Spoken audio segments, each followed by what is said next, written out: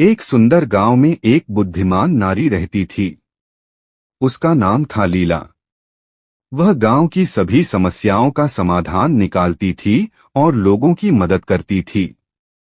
गांव के लोग उसे बहुत सम्मान देते थे। एक दिन गांव में एक प्रसिद्ध ऋषि आए।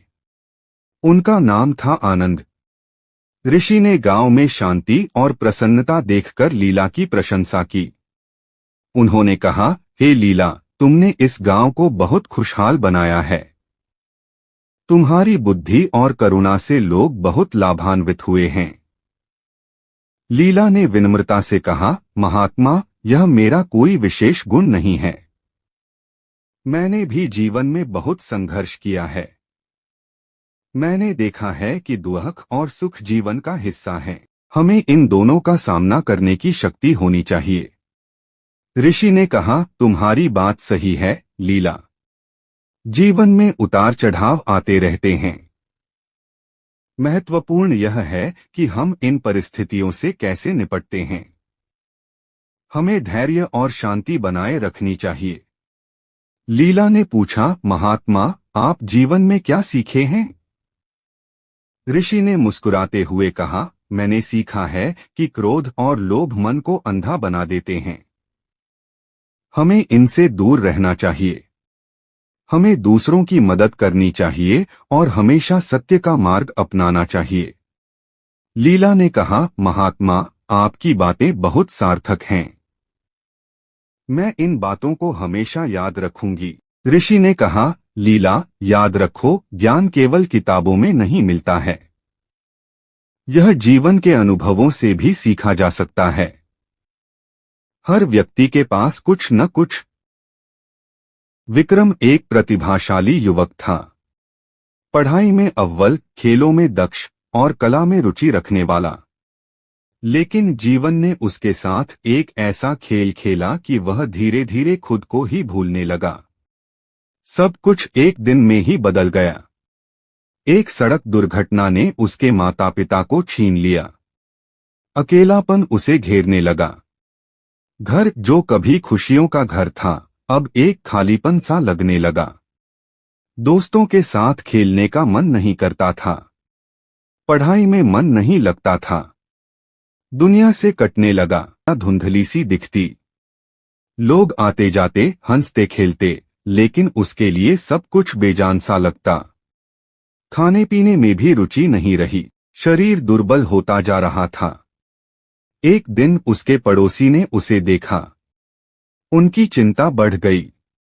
उन्होंने समझाया, विक्रम, इस तरह से जीवन व्यर्थ नहीं जाएगा। तुम्हारे माता पिता भी यही चाहते होंगे कि तुम खुश रहो। विक्रम ने सिर झुका लिया। उसे पता था कि वह गलत कर रहा है, लेकिन खुद को संभाल नहीं पा रहा था। पड़ोसी ने उसे एक पुस्तकालय में ले गए। वहां किताबों की दुनिया ने उसे एक नया रास्ता दिखाया।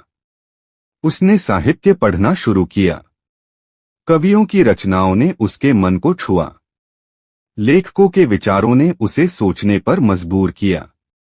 धीरे धीरे उसे जीवन का एक नया अर्थ दिखने लगा। उसने महसूस किया कि वह अकेला नहीं है। दुनिया में भी ऐसे लोग हैं जिन्होंने दुख झेले हैं, लेकिन उन्होंने जीवन से हार नहीं मानी। उन्होंने अपने दुखों को अपनी ताकत बनाया। उसने खुद को साहित्य की दुनिया में खो दिया। लिखना शुरू किया।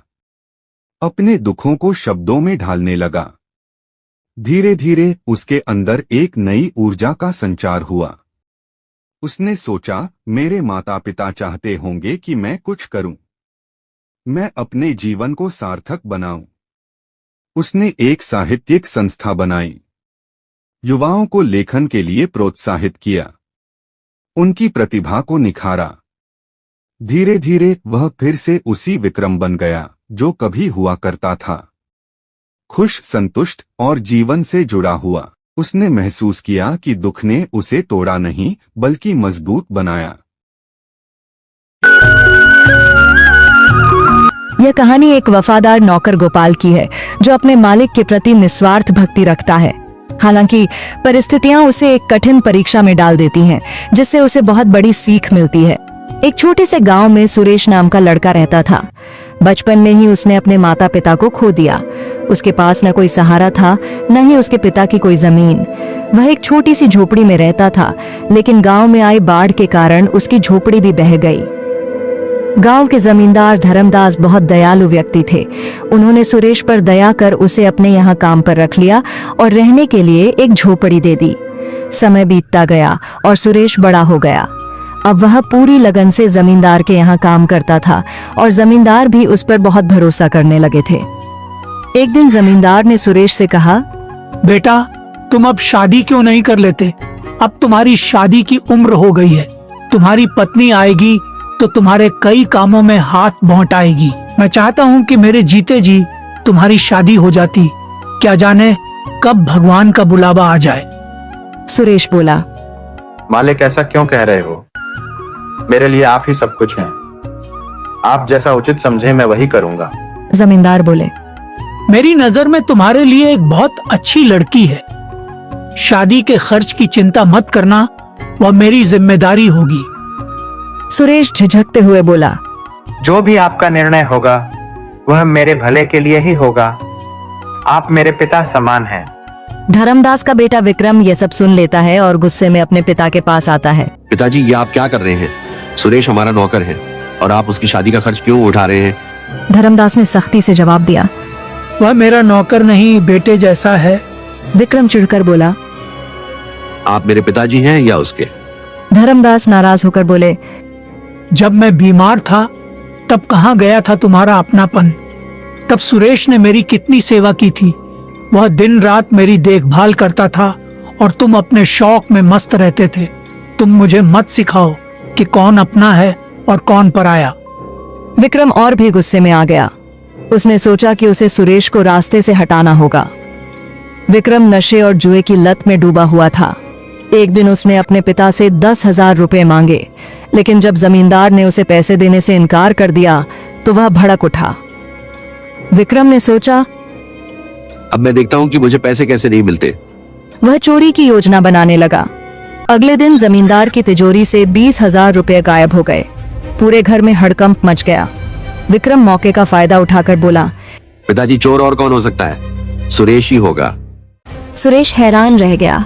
उसने सफाई दी, मालिक, मैं ऐसा नहीं कर सकता।